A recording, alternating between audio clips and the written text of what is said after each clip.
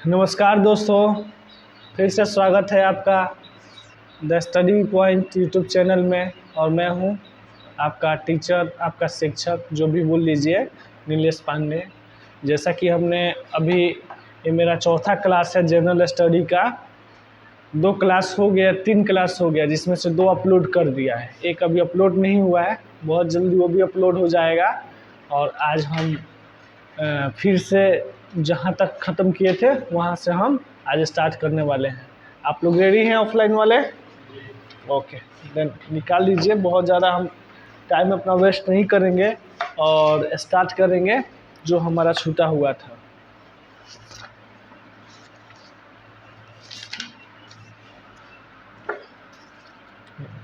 हम इतिहास देख रहे थे, राइट? इतिहास में हम सोर्स ऑफ हिस्ट्री कर रहे थे। सोर्स ऑफ हिस्ट्री में हमने कहाँ तक कर लिया था बताओ? हमने यूनानी जो ग्रीक राइटर्स थे या फॉरेनर्स तक हमने कंप्लीट कर लिया था। आज हमको स्टार्ट करना था आर्कियोलॉजिकल, यानी पुरातात्विक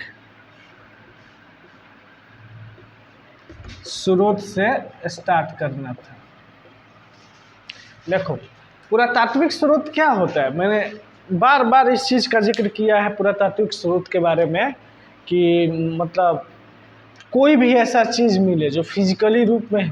हालांकि एक बुक मिल जाए वो फिजिकली होता है, लेकिन फिजिकली मीन्स ये मार्कर मिल गया, ये डस्टर मिल गया, ये टेबल मिल गया, ये डेस्क मिल गया, कुर्सी मिल गया, बोर्ड मिल गया, इस टाइप के जितने चीज़ है। जैसे मैंने कड़ा पहना हुआ है, कड़ा मिल गया, राइट? उसके बाद चश्मा पहना है, चश्मा मिल गया। ये सारे किस में आते हैं? पुरातात्विक सोर्स में आते हैं, राइट? तो हमने जो लिटरेरी सोर्स था, जिसमें विदेशी यात्रियों का विवरण था, फॉरेनर्स का जो एक्सप्लेनेशन था, बुक था, वो हमने देख लिया था। हमने जो रिलीजियस ग्रंथ है, जैसे हिंदू का वेद पुराण वगैरह देख लिया था। उसके बाद हम ऐसे ही करके यूनानी को भी देख लिया था। और आज हमारा स्टार्ट जो है वो पुरातात्विक स्रोत में है। पुरातात्विक स्रोत संबंधित साक्ष्य मिलने वाले हैं। देखिए, father of Indian archaeology Alexander Cunningham ने, पहले ये लिख दो, फादर ऑफ इंडियन, क्या है? इंडियन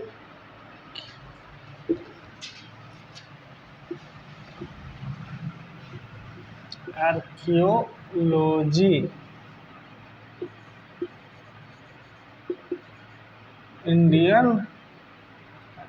ये हो गया,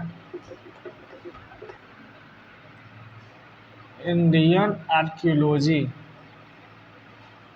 इसे लिख दो, फादर ऑफ ARCHEOLOGY,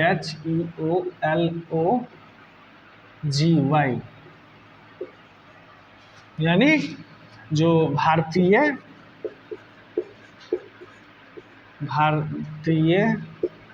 पुरातत्व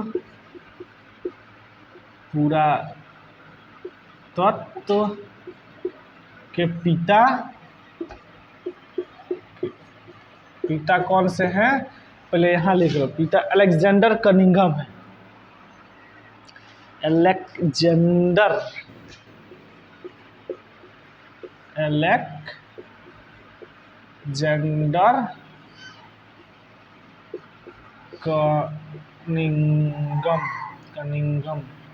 कनिंघम है या कनिंघम है? कनिंघम है, राइट? कनिंघम, इनका नाम ही बहुत लोगों का ये रहता है।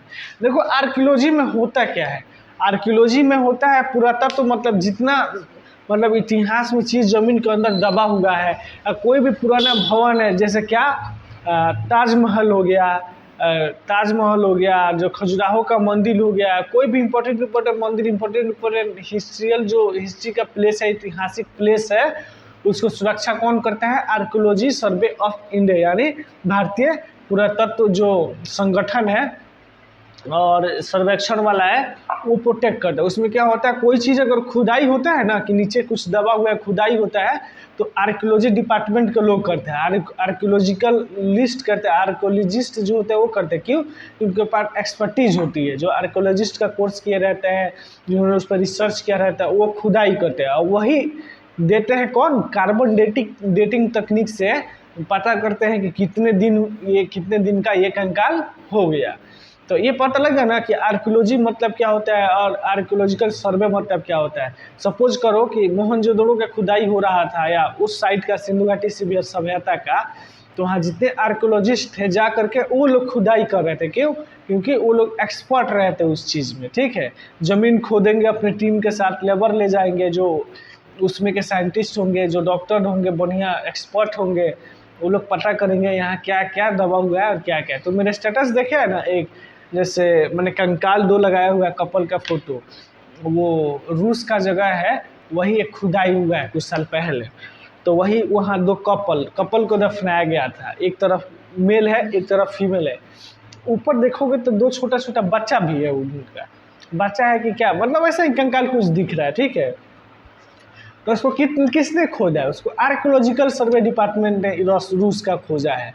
तो ये सब काम है आर्कियोलॉजिस्ट सर्वे करते हैं। तो सबसे पहले जो रियल का कैसे मिला हमारे, हम कैसे पता चला कि हमारे नीचे कुछ सिविलाइजेशन इंडिया में है, तो उसके लिए समझ लो। जैसे जब तुमको पता होगा, जब फर्स्ट बार रेल का काम चल रहा था, रेल का, हालांकि रेल दौड़ा मुंबई से थाने के बीच में, लेकिन फर्स्ट जो काम कहाँ चल रहा था, पाकिस्तान सिंध साइड में जो काम चल रहा था, रेलवे लाइन के लिए खुदाई चल रहा था।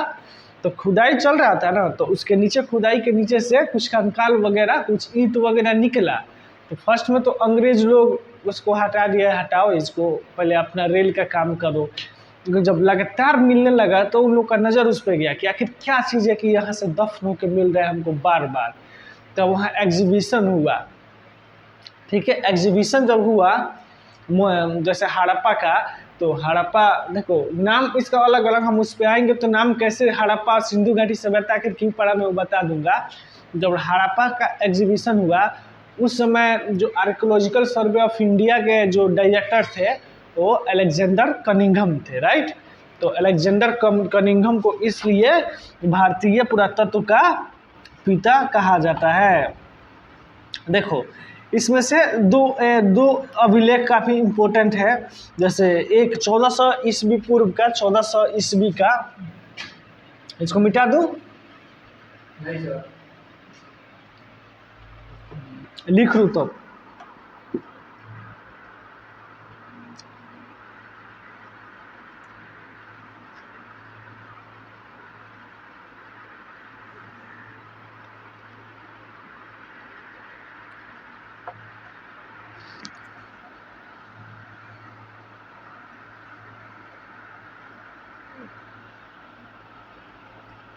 कुछ पुरातत्व का जो है वो इम्पोर्टेंट है, मैं बता दूंगा और लिखवा दूंगा, और जो इम्पोर्टेंट नहीं है मैं आपको उसको एक्सप्लेन कर दूंगा कि उसका क्या था। जैसे एशिया माइनर में अभिलेख काफ़ी इम्पोर्टेंट मिला है, इसको नोट डाउन कर लो, उसका मैं बता दे रहा हूँ।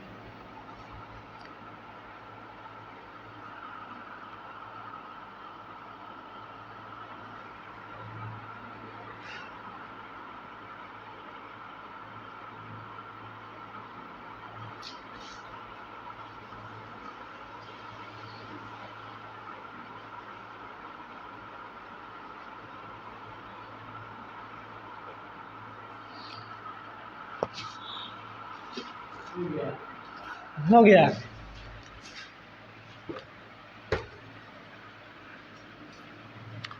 उसके बाद जरूरी नहीं है कि इंडिया में ही, क्योंकि भारत का जो आर्कियोलॉजिकल सोर्स है वो इंडिया के बाहर से भी मिले हैं। ठीक है, इंडिया जो इंडियन सब कॉन्टिनेंट है उसके बाहर से भी मिले हैं।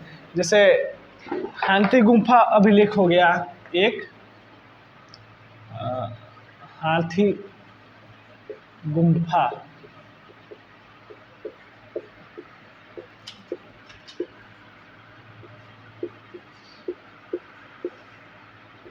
हाथी गुम्फा अभिलेख हो गया। उसके बाद एशिया माइनर हो गया, एशिया माइनर, एशिया माइनर का हाथी गुम्फा अभिलेख एशिया माइनर हो गया। इन दो को यार नोट डाउन करो। एशिया माइनर को बोगाज कोई भी बोलते हैं, बोगाज कोई, बोगाज कोई, एशिया माइनर कोई। बहुत बार क्वेश्चन आया है कि भारत से बाहर जो एशिया माइनर अब कौन से अभिलेख में भागवत धर्म के बारे में मिलता है, ठीक है।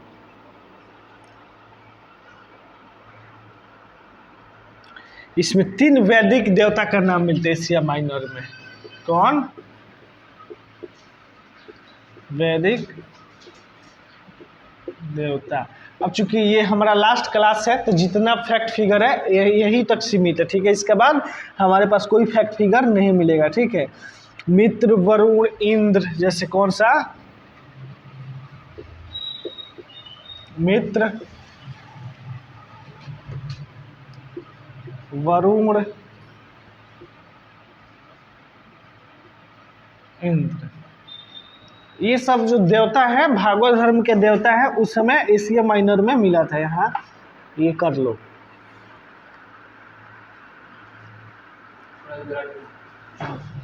करो नोट डाउन, दिखाई दे रहा है। मैं अब उधर ही प्रयास करूंगा लिखने का।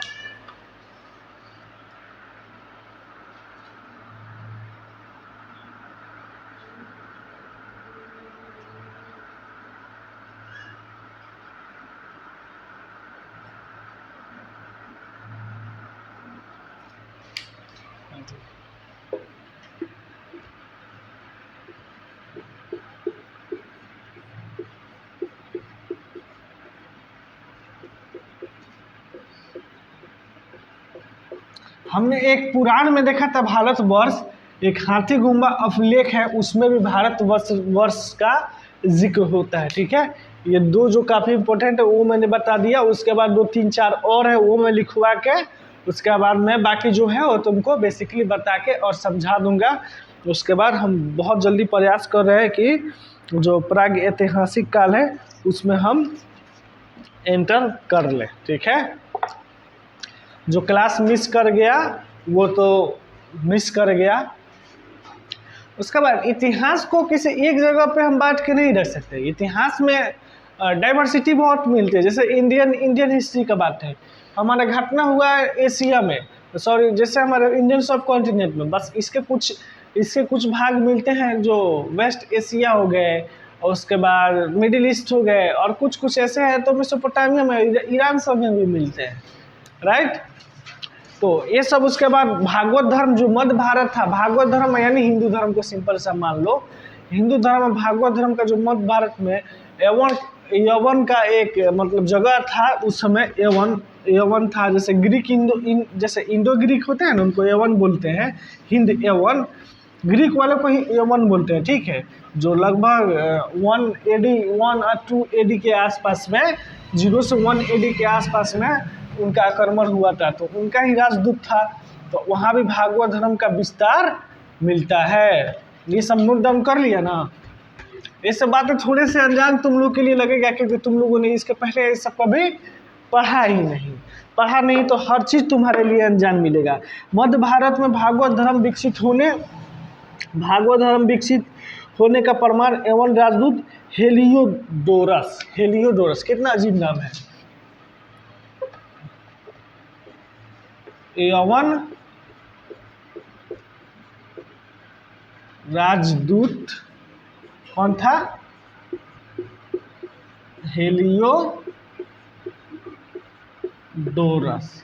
हेलियोडोरस कौन था?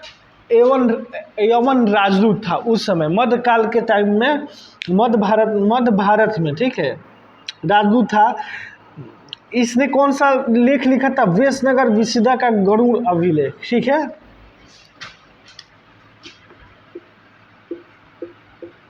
वेशनगर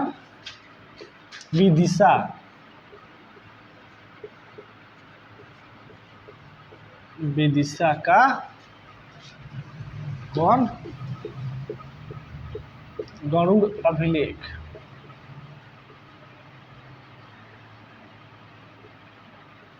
गरुड़ अभिलेख, इसमें मैं बताऊंगा भारत जो भागवत धर्म है उसका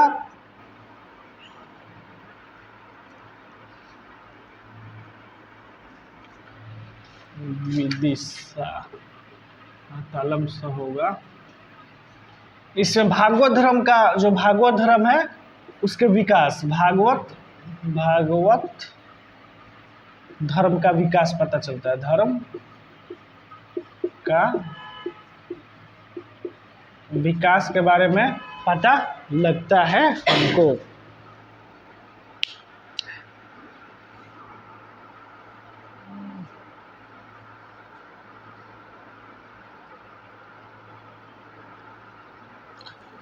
जो हूण वगैरह थे वो भी आक्रमण किए थे उस टाइम में इंडिया पे, हूणों ने आक्रमण किया था, उसके बारे में भी जानकारी मिलती है। लेकिन इससे बहुत सारे फैक्ट हैं, मैं बहुत सारा फैक्ट लिखवा के आप लोग को उलझाना नहीं चाहता। हूण आक्रमण के जानकारी हमें जो भीतरी स्तंभ लेख है उस पर मिलता है। और इस सब के बारे में इधर दिया है कि नहीं दिया है, सबके बारे में दिया होगा, नोट डाउन कर लिया ना। जो अब सिर्फ सुन लो, 2-3 ऐसे बात मैं बता दूंगा। हूण का भी नाम तुमने इतिहास से पहली बार सुना होगा, लेकिन ये प्राचीन भारत में आक्रमण हुआ था हूणों का भी इंडिया पे। तो हूणों का तो भीतरी स्तंभ लेख है। अब पूछोगे सर भीतरी स्तंभ जितना इंडिया का, मैं एक फिगर तुमको बना के दिखा दे रहा हूँ, देख लो। जैसे अगर मैं इसको अगर कश्मीर समझ जाऊँ, इसको मैं अगर इसको गुजरात मान लूँ, इसको उसके बाद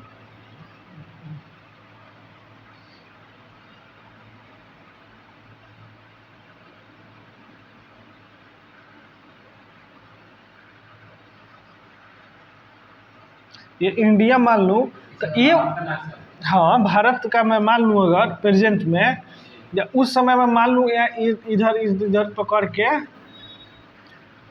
पाकिस्तान में मान लूँ, ठीक है।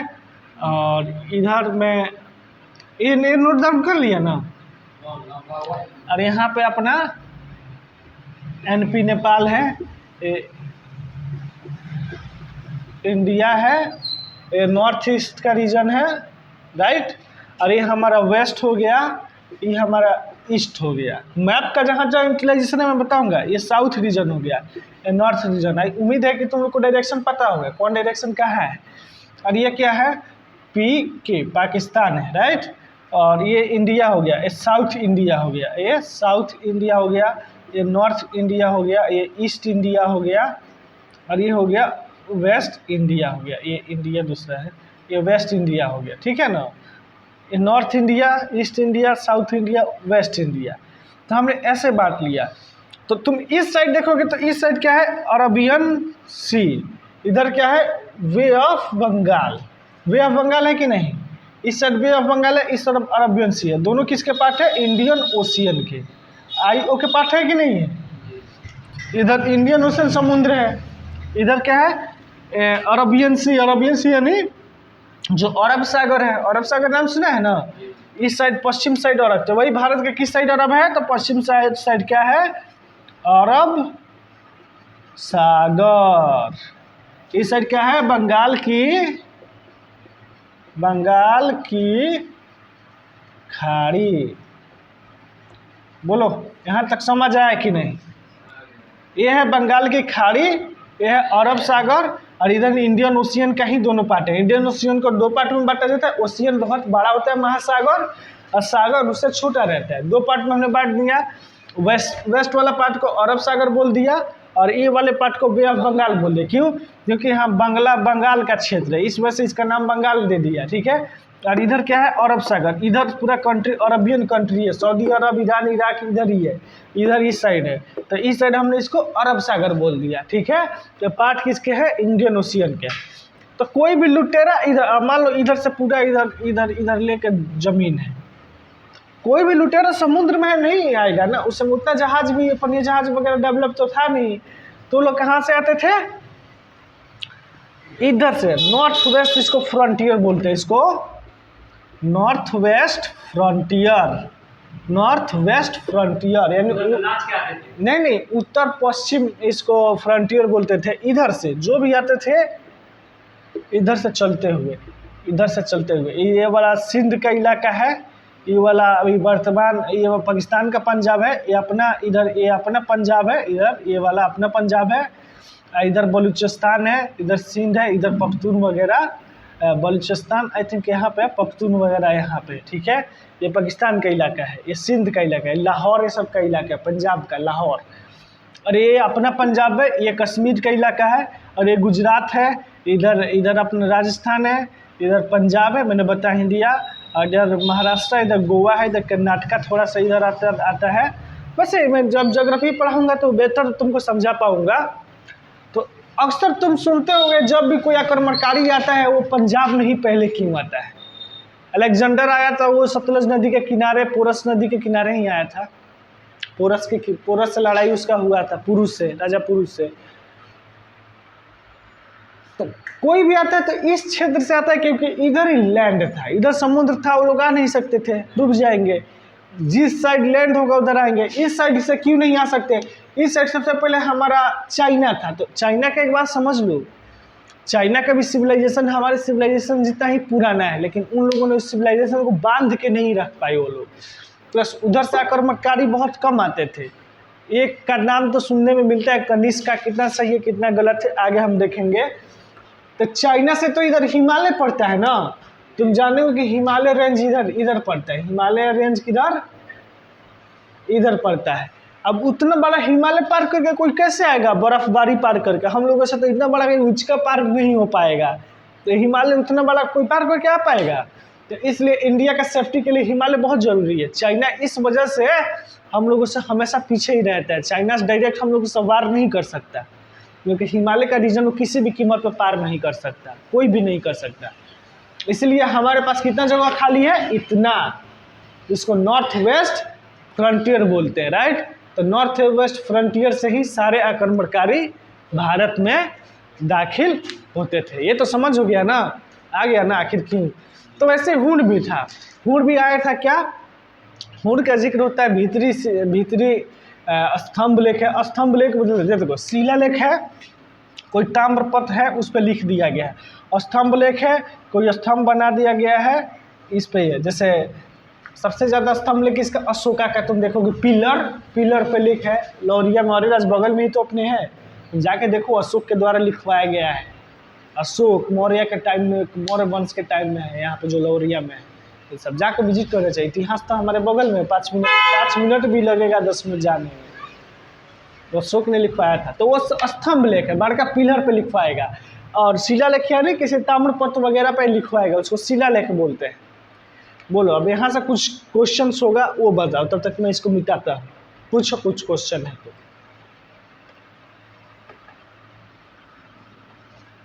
बोलो विकी, एनी क्वेश्चन?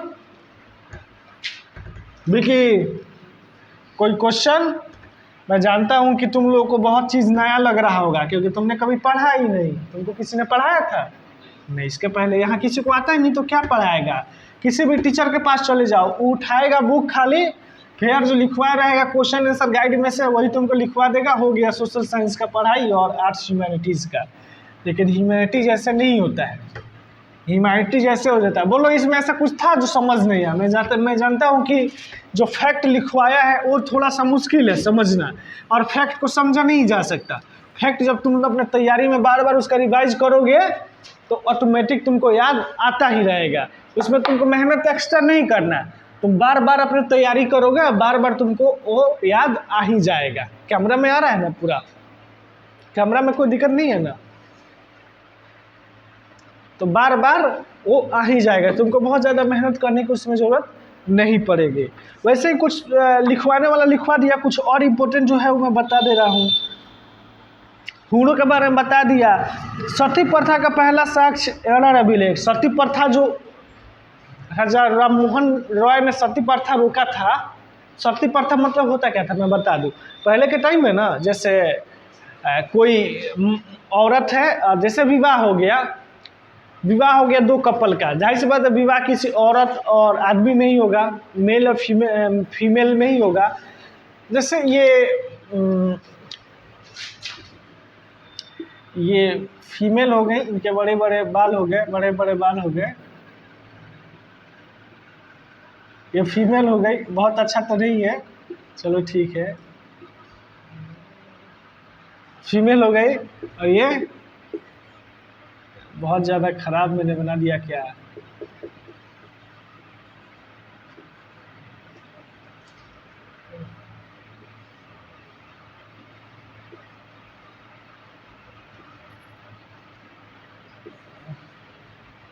ये हाथ हो गया, बहुत अच्छा हाथ तो नहीं है।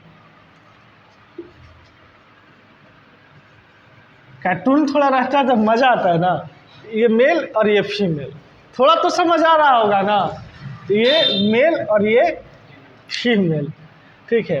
अगर इन भाई साहब का देहांत हो जाता था अगर एंशियंट टाइम में, राइट, तो इनके साथ जिंदा इन मोहतरमा को भी जला दिया जाता था। क्या था सती प्रथा में? सती प्रथा का एग्जाम्पल, सती प्रथा मीन्स सती प्रथा यानी सती सिस्टम इसको बोलते हैं, सती प्रथा सती सिस्टम। सपोज करो ये महोदय नहीं रहे तो इस मोहतरमा को भी इनके साथ जला दिया जाता था। तो तुम पूछोगे सर तो फिर ये अगर पहले मोहतरमा मर गई तो क्या इनको भी जलाया जाता था? तो जी नहीं, ऐसा नहीं था। सिर्फ ये मरेंगे उस कंडीशन में इनको भी जिंदा जला दिया जाएगा। पता नहीं यार, उस समय रूढ़िवादी जो सोच के लोग होते हैं अक्सर, जैसे ट्रेडिशनल जो थॉट रखते हैं वैसे ही सोचते थे, उसको अपशगुन मानते थे वगैरह वगैरह, कि रहेगी ये कुलक्षणी है वगैरह वगैरह। इसलिए सोशल जस्टिस इक्वालिटी की बात हमारी कॉन्स्टिट्यूशन करती है कि एवरीवन इज इक्वल, हर कोई समान है, समानता का अधिकार इसलिए फंडामेंटल राइट्स में रखा गया है। ये कैसे हो सकता है कि एक अगर पुरुष मर गया तो एक फीमेल अगर रह रही है तो वो अपशगुन करेगी, वो कुलक्षणी हो गई। चीता पे जबरदस्ती बैठाया जाता था, जलते चीता पे बैठा दिया जाता था उनको जिंदा, इनको, इन मोहतरमा को, इनकी पत्नी को। मान लो नहीं, मैं बता रहा, ये मोहतरमा एक्स हो गए, ये मोहतरमा वाई हो गई, ठीक, मिस्टर एक्स हो गए, मिस्ट्रेस वाई हो गई।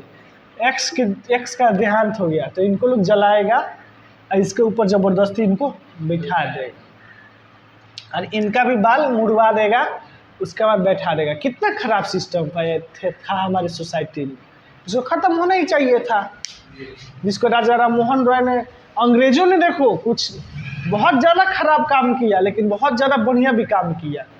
आज मॉडर्न शिक्षा में, टेक्नोलॉजी में हम लोग आगे हैं और कहीं ना कहीं अंग्रेज़ों का बहुत ज़्यादा अच्छा योगदान है, हमको मानना होगा। आज अंग्रेज चले गए लेकिन वैसे कुछ वैसे इमारत है जो आज भी टिके हुए हैं। वही स्वतंत्र भारत के इंजीनियर और भ्रष्ट नेता लोग को देखो, अंग्रेजों के द्वारा बनाया हुआ 150-200 साल पहले का पुल आज भी चल रहा है कि नहीं चल रहा है। लेकिन अभी इंडिपेंडेंट इंडिया के इंजीनियर बनाते हैं, वो अभी उद्घाटन होने से पहले, बिहार का एग्जाम्पल देखो, उद्घाटन होने से पहले ही वो ढह जाता है। क्यों? क्योंकि लोग ईमानदारी से काम करते थे, वो टेक्नोलॉजी में एडवांस थे, उन्होंने अच्छा काम किया, आज शिक्षा देके हमको आगे बढ़ाया, तब ना हम सही संविधान लिख पाए। लोग बोलते हैं अंग्रेज़ों ने क्या किया, अंग्रेज़ों ने, मानता हूँ मैं, बहुत शोषण किया, बहुत खराब काम किया उन्होंने, लेकिन अगर वो शिक्षित नहीं करते तो आज जिन लोगों ने लिखा था, डॉक्टर राजेंद्र प्रसाद हो गए, जवाहरलाल नेहरू हो गए, सरदार वल्लभ भाई पटेल हो गए, या बाबा साहेब अम्बेडकर हो गए, वो लोग कहीं ना कहीं वेस्टर्न एजुकेशन ही लिए हुए थे, अंग्रेजी शिक्षा, तभी ना संविधान लिख पाए। उस समय जितना अनपढ़ लोग था इंडिया में, दे दिया जाता उन लोगों से संविधान लिखा पाता? कभी नहीं लिखा पाता। तो बहुत उन्होंने कुछ अच्छा काम भी किया। सती प्रथा क्यों खत्म हुआ? हर चीज़ को मैं एक तरफ मान लेता हूँ, लेकिन अगर अंग्रेजों ने सती प्रथा खत्म किया उसका मैं हमेशा सपोर्ट करता हूँ और करता था। अच्छा है ना, ये तो गलत बात है। इक्वालिटी क्यों नहीं है लड़कियों के साथ? इक्वालिटी में हमेशा रहना चाहिए। और उसके बाद समस्या क्या होती थी ना सती प्रथा में, प्रॉब्लम ये भी थी, जैसे ये मोहतरमा हो गई, ये मिस्टर हो गए, तो सपोज करो ये कम एज की होती थी, और इनका शादी हो जाता था, बूढ़ा बूढ़ा ही सब सब राजा महाराजा सब रहता था। देखो आम लोग होते हैं ना, आम लोग पहले के टाइम में बहुत ज़्यादा खुरपात नहीं मचाते थे, खुरपात मचाते थे जो राजा महाराजा थे वही। आम लोग क्या, आम लोग तो 2 वक्त के रोटी के लिए कमाते हैं, उसी के लिए मर जाते हैं खाते पीते। तुम हो यार, मैं हूँ मिडिल क्लास आदमी, अपने कमाएंगे खाएंगे परिवार चलाएंगे, बहुत ज़्यादा ताम झपुल किसी के पास नहीं है, नहीं है। लेकिन इनके पास क्या थे, राजा महाराजा थे, ये कर लेते थे 14 साल 12 साल 13 साल 14 साल 15 साल की लड़कियों से शादी, 60 साल 70 साल के बूढ़े। अब ये कितने दिन मुश्किल से जिएंगे, 10 साल 5 साल और 5 साल के बाद मर जाते थे, पता लगता था लड़की अभी 15-16 साल के, 16 साल की लड़की को इनके साथ जलाया जाता था। कहीं से हुआ ऐसा तो हाल था इंडिया का। तो इसी को सती प्रथा कहते हैं। तो सती प्रथा का सबसे पहला उल्लेख कहाँ मिलता है, इसको मिटा दूं। सती प्रथा समझ गए ना, जो कॉन्सेप्ट आता रहेगा बीच में मैं उसको समझाता जाऊंगा। क्लास कैसा लग रहा है गाइस? अगर ऑनलाइन क्लास आप लोगों को अच्छा लग रहा है, मैं जानता हूं कि मैं आप लोगों से इंटरेक्ट नहीं कर पा रहा हूं। आप लोग, मैं ये भी पता है कि आप मेरे पीछे बैठे हुए हैं और देख रहे हैं, लेकिन आप लोग लाइक कमेंट शेयर ज़रूर कर दीजिए ताकि मेरा भी हौसला बढ़ता रहे। सती प्रथा का सबसे पहला उल्लेख कहाँ पे मिलता है? एरण अभिलेख, जो भानुगुप्त का, एरण अभिलेख किसका? भानुगुप्त का। भानुगुप्त का कौन सा है? एरण अभिलेख। सबसे पहले किसका जिक्र मिलता है? सती प्रथा का पहला उल्लेख का पहला उल्लेख। देखो प्राचीन टाइम से चलता आ रहा है, नोट डाउन कर लो। ये सती प्रथा है जो मॉडर्न टाइम में नहीं, ये प्राचीन टाइम से चलता आ रहा है सती प्रथा। देखो कितना साल पुराना से जिक्र मिला था एरण अभिलेख में कि सती प्रथा कोई महिला सती हुई थी। नोट डाउन कर लो।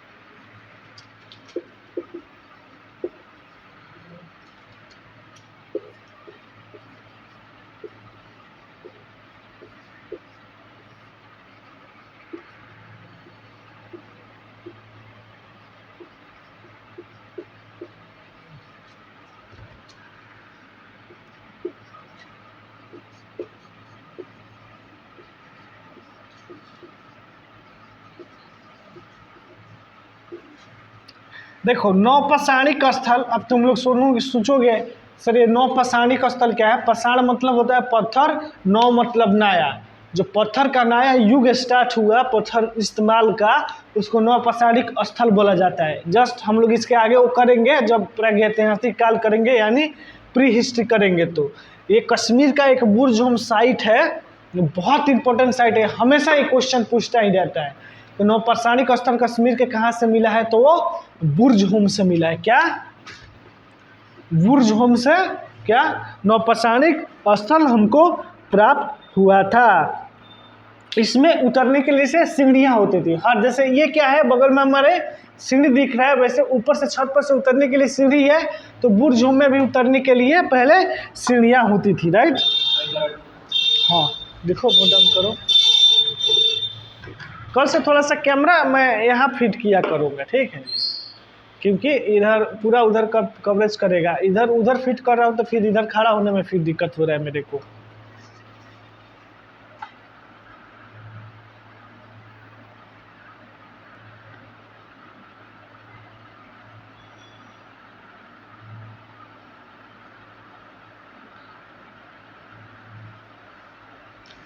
ये हो गया। और यहाँ पे सबसे एक ये वाला लिख लिया ना। अब बुर्जहोम की सबसे एक और खासियत है, 2 खासियत तुम लिख लो जो हमेशा क्वेश्चन में आता रहता है, चूँकि हमारा टारगेट बैच यही है कि इसमें बिहार पुलिस या जो भी गवर्नमेंट जॉब का प्रिपरेशन होता है उसके लिए। यहाँ पे मनुष्य के साथ पॉइंट बना के लिखना, पालतू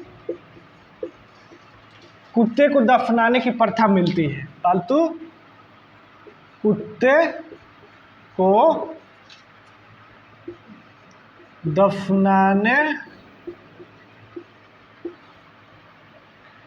दफनाने का साक्ष्य मिलता है। साक्ष्य मिलता है क्या? जब जैसे जो पालतू कुत्ता, आज भी आप लोग पालतू कुत्ता पालते होंगे, बहुत लोग शौकीन होंगे, आप ऑनलाइन जितने देख रहे हैं उतने भी। तो पहले क्या होता था बुर्जहोम के टाइम में, जैसे मैं कोई पालतू कुत्ता पाल रहा, अगर मेरी डेथ हो गई तो मेरे साथ मेरे कुत्ते को भी दफना दिया जाता है, क्योंकि वहाँ पे एविडेंस बुर्जहोम में, कश्मीर में जो कौन सा स्थल है, नौपसारिक स्थल है। ये जरूर लिख लेना।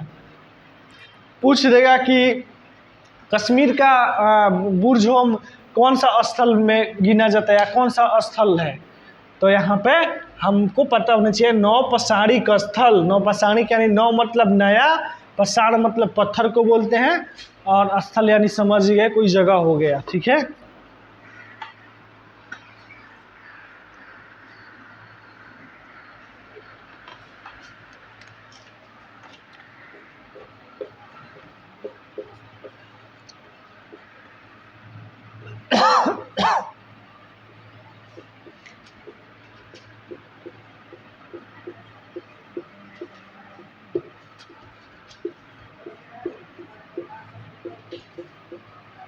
मैंने एवन के बारे में बताया था ना। एवन के बारे में जो सॉरी, विदिशा का अपस्तंभ लेख था। सर्वप्रथम यानी सबसे पहले, जो आज देखते हो ना सिक्का पे कुछ कुछ लिखा जाता है, भारत, इंडिया, या बाद में वही सिक्का पे तुम लोग प्रचलन देखे कुछ कुछ लिखवाने का, इसका श्रेय सबसे पहले किन लोगों ने लिखवाया था? लेख, सिक्कों पर लेख किसने लिखवाया था? यवन शासकों ने लिखवाया था, जिनका राजदूत हेलियोडोरस था। तो सबसे पहले सिक्का पे किसने लिखवाया था? यवन शासकों ने सिक्कों पर लिखवाया था। हमारा 1-2 पॉइंट और रह जाएगा, जो पुरातात्विक स्रोत खत्म हो जाएगा, हमारा स्रोत हिस्ट्री ऑफ स्रोत खत्म हो जाएगा, इतिहास का स्रोत। उसके बाद हम क्या स्टार्ट कर देंगे? प्री हिस्ट्री कल से स्टार्ट कर देंगे। ठीक है,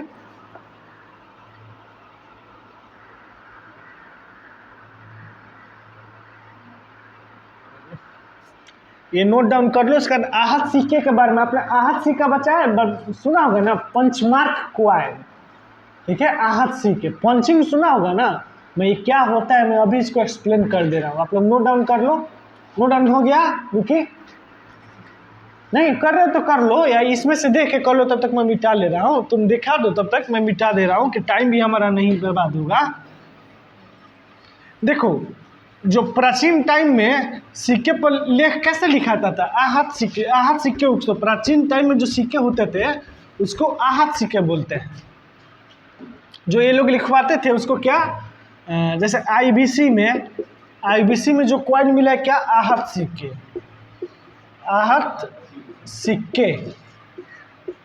आहत सिक्के को पंचमार्क कॉइन भी बोला जाता है। PUNCH, punch mark COIN, coins. आहत सिक्के पंचमार्क क्वाइंस बोला जाता था। पंचमार्क कॉइन में क्या होता था कि कोई फिगर है, कोई ये बना करके उसको गला करके, जब वो ढीला ढीला रहता है उसको ऐसे ठोक दिया जाता था, तो वो उसका फिगर शेप ले लेता था। तो पुराने ज़माने के सिक्कों को क्या बोला जाता था? आहत सिक्के। आहत सिक्के या पंचमार्क क्वाइन, राइट। आज भी तुम देखते हो कि सिक्के वैसे ही ना होता है, सिक्का का एक शेप लाया जाता है, उस पर मशीन से ठोक दिया जाता है, तो सब चीज़ फिगर बन जाता है। कोई हाथ से छेड़ी से थोड़ी बनाया जाता है, तो ठोका ही ना, उसको भी पंच मार्क दिया जाता है। ठीक है, सर्वप्रथम जैसे ये हो ही गया, कि आज से के समुद्रगुप्त, देखो समुद्रगुप्त एक राजा था, शासक था, किंग था किसका, इसका गुप्त एम्पायर का किंग था। उसने जैसे सरस्वती जी बीना बजाती है वैसे ही उसका एक फिगर क्या, बीना बजाते हुए उसका एक फिगर प्राप्त हुआ, किसका, समुद्रगुप्त का। समुद्रगुप्त का बीना बजाती हुई मुद्रा वाले सिक्के से उसके संगीत प्रेमी होने का पता लगता है। समुद्रगुप्त एक बहुत बड़ा समुद्र प्रेमी था।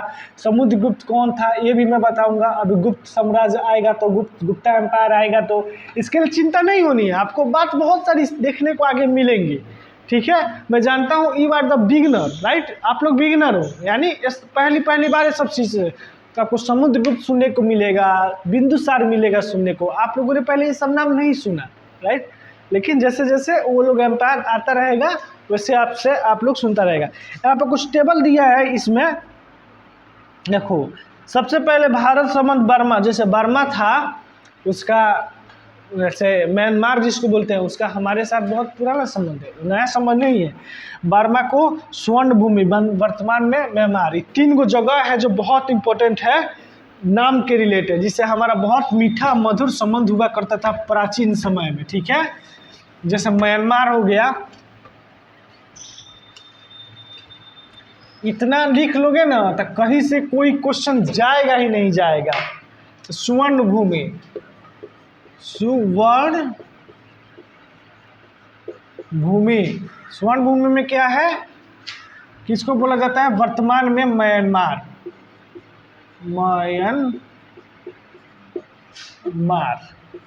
जो हमारे पड़ोसी देश है म्यांमार, उसको स्वर्ण भूमि बोलते हैं। म्यांमार होगा, सॉरी, म्यांमार, राइट। सबसे पहले म्यांमार जो वर्तमान में, मलाया को स्वर्ण द्वीप बोला जाता था।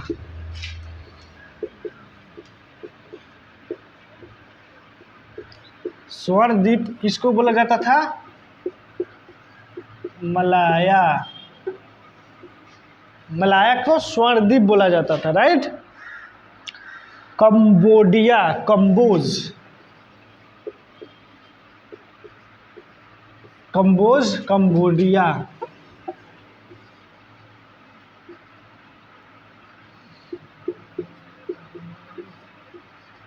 कंबोडिया, ये कौन से हैं, ये सारे वर्तमान के नाम हैं, वर्तमान के ये सारे नाम हैं। ये कौन से हैं, प्राचीन नाम, जिसके साथ हमारा संबंध है। और आप लोग देखोगे कि यहाँ पे बहुत बड़ा बड़ा कंबोडिया और म्यांमार ये सब में मंदिर हमको, और खासकर कंबोडिया में हमें प्राप्त होंगी आगे जैसे जैसे हम चलेंगे। और जावा को यौ द्वीप बोला जाता है, ठीक है, जावा को यौ द्वीप, यौ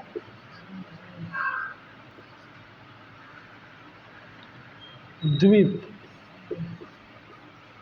इसको इससे लिख लेना, यौ द्वीप मतलब जावा को यौ द्वीप बोला जाता है। और जो हम इंस्क्रिप्शंस को जैसे पढ़ते हैं लिखते हैं, जैसे अभिलेखों को पढ़ना क्या बोला जाता है, अभिलेखों को पढ़ना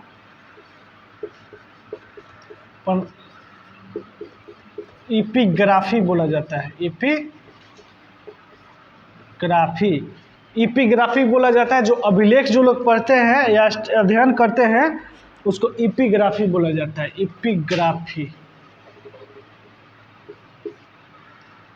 एपिग्राफी बोला जाता है अभिलेखों को जो लोग पढ़ते हैं। हमारा इतना खत्म हो गया, अब इससे आगे कुछ अभिलेख कुछ है वो जो मैं एक टेबल बना के तुम लोगों को लिखा दूंगा। और 3 शैली जो मंदिर जो प्राचीन काल में है या पहले हमारे भारत में 3 मंदिर का शैली है वो मैं बता के क्लास को अब ख़त्म कर दूंगा, ठीक है। We have 3 types of structure of temple construction.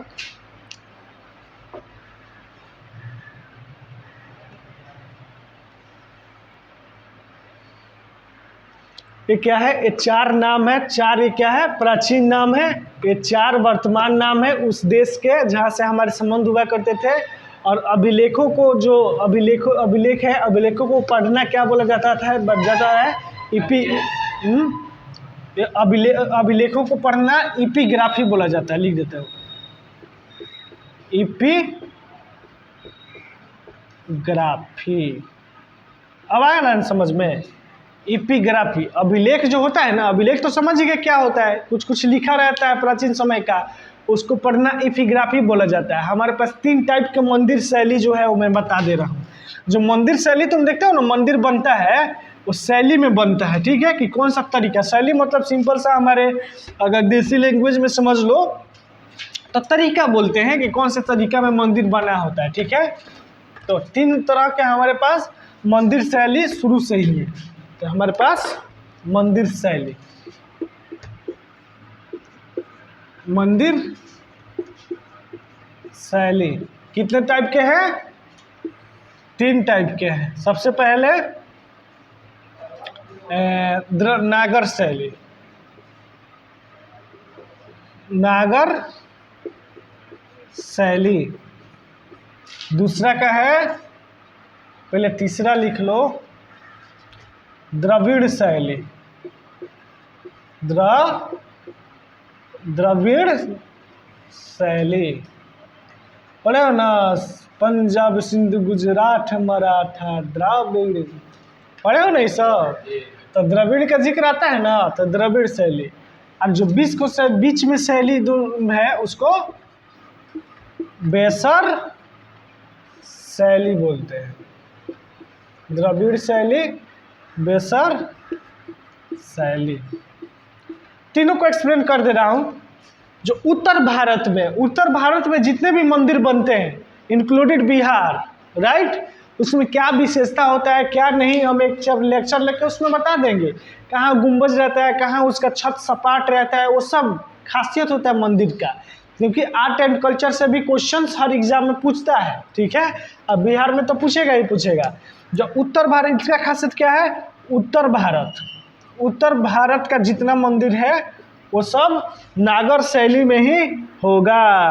उत्तर भारत के मंदिरों का कला शैली नागर शैली। और दक्षिण भारत का कौन सा है, दक्षिण भारत का जितना मंदिर बनेगा वो, दक्षिण भारत का जितना मंदिर बनेगा वो द्रविड़ शैली में होता है। बोलते हैं ना दक्षिण भारत को द्रविड़ क्षेत्र, द्रविड़ियन क्षेत्र बोलते हैं, राइट। उधर के भाषा, उधर जितना भाषा बोला जाता है उस भाषा परिवार को बोला जाता है द्रविड़ियन भाषा परिवार, ठीक है। और इधर जितना उत्तर भारत में भाषा बोला जाता है उसको बोला जाता है इंडो आर्यन भाषा परिवार बोला जाता है, ठीक है। इंडो आर्यन भाषा परिवार बोला जाता है। भाषा में आएंगे तो उसको भी देखेंगे।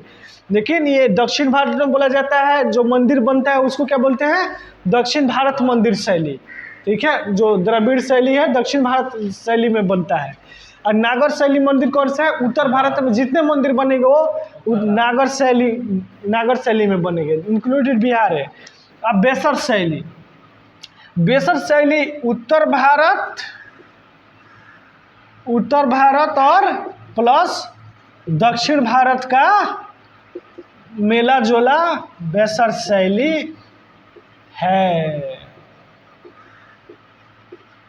जो उत्तर और दक्षिण भारत का दोनों का मेल क्यों बोलते हैं, बेसर शैली। जहाँ पे तुमको थोड़ा सा झलक उत्तर भारत में का भी दिख जाएगा, थोड़ा सा झलक इसका दक्षिण भारत का भी दिख जाएगा, ठीक है। दक्षिणापथ के मंदिर के निर्माण में नागर और द्रविड़ शैलियों दोनों का प्रभाव पड़ता है। देखो जो दक्षिणापथ कौन होता है ये मैं बता दूंगा। जो दक्षिणापथ जो मतलब बहुत ज़्यादा दक्षिण में हो ना, बहुत ज़्यादा मिडिल इंडिया के बाद जो दक्षिणापथ में है वहाँ के जो मंदिर शैली बनते हैं वहाँ दोनों का असर पड़ता है। मान लो कि ये उत्तर भारत का इलाका है, सपोज करो ये उत्तर भारत का इलाका है, ये दक्षिण भारत का, ये दक्षिण भारत है, ये उत्तर भारत है। अब ये क्षेत्र में जो मंदिर बनेगा, इधर तो जो बनेगा वो दक्षिण भारत में आएगा, इधर बनेगा वो उत्तर भारत में आएगा, लेकिन इस क्षेत्र में बनेगा तो दोनों का झलक पड़ेगा, उत्तर और दक्षिण। तो इसलिए उसको बोला जाता है बेसर शैली, दोनों का मिलान बेसर शैली। इस वजह से मैंने बीच में लिखा हुआ है। और इधर है दक्षिण भारत में क्या बोला जाता है, द्रविड़ीय शैली में मंदिर बनता है। और उत्तर भारत में नागर शैली में मंदिर बनता है। देखो पंचायतन शब्द मंदिर की रचना शैली से समझते हैं। पंचायतन बोला जाता है, आगे हम देखेंगे। पंचायतन शब्द सिंपल समझ लेना कि मंदिर जो बनता है उसके संरचना में ही यूज होता है पंचायतन शब्द, राइट। एक हिंदू मंदिर तब पंचायत शैली कहलाता है जब मुख्य 4 सहायक मंदिर से घिरा हो। ये मैं लिख लूँ, नोट डाउन हो गया। पंचायतन शब्द किससे जुड़ा है? जो मंदिर निर्माण शैली से पंचायतन शब्द जुड़ा है।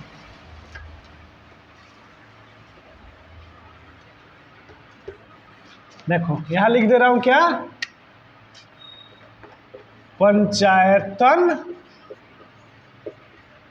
शब्द किससे जुड़ा है? मंदिर लिखा है, गलती हो गया, सॉरी गाइस।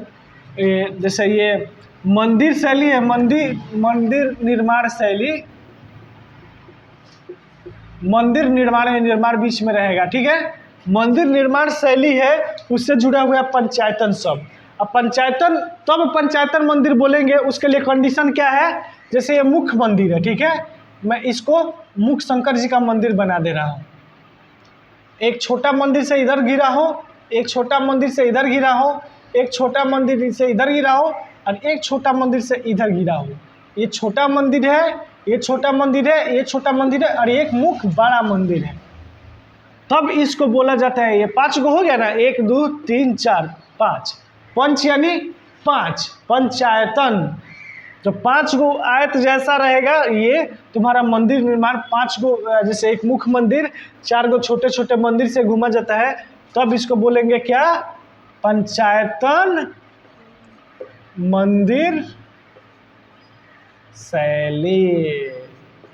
बोलो गाइस, ऑनलाइन वाले कोई दिक्कत हो तो बता दो, ऑफलाइन में भी कोई दिक्कत हो तो पूछ लो। पंचायतन सब समझ गए ना कि पंचायतन मंदिर निर्माण के किस शैली को बोलते हैं? जब एक मुख्य मंदिर रहेगा, ये कौन सा है? मुख्य मंदिर, मुख्य यानी मेन मंदिर, और ये सब है छोटे या सहायक मंदिर। क्या हमारा औरंगाबाद का मंदिर पंचायतन शैली में आता है? नहीं आता, क्योंकि यहाँ सिर्फ मुख्य मंदिर है, अगल बगल में 5 गो छोटा छोटा मंदिर सहायक के लिए नहीं है, ठीक है। उसके बाद ये तुम्हारा पंचायतन मंदिर का उदाहरण है कंदरिया महादेव मंदिर खजुराहो। लिखने की जरूरत नहीं है, फैक्ट है, टाइम के अनुसार तुम लोग को याद हो जाएगा, बहुत ज़्यादा मैं जोर नहीं दे रहा हूँ। ब्रह्मेश्वर मंदिर भुवनेश्वर में बता दे रहा हूँ। लक्ष्मण मंदिर खजुराहो में ही लक्ष्मण जी का मंदिर है, खजुराहो में। खजुराहो जो पड़ता है मध्य प्रदेश में। लिंगराज मंदिर भुवनेश्वर का नाम सुना होगा। दशावतार मंदिर देवगढ़ उत्तर प्रदेश में सुना होगा। उसके बाद गुंडेश्वर मंदिर महाराष्ट्र में सुना होगा। इसी के साथ हमारा पुरातात्विक जो स्रोत है वो खत्म होता है। टाइम घड़ी कितना है तुम्हारे पास? घड़ी है तो ज़रा मुझे टाइम देख के बताओ कितना टाइम हो गया। मोबाइल है तो इसके साथ कल से प्री हिस्ट्री 9:12 क्लास बंद कर दे।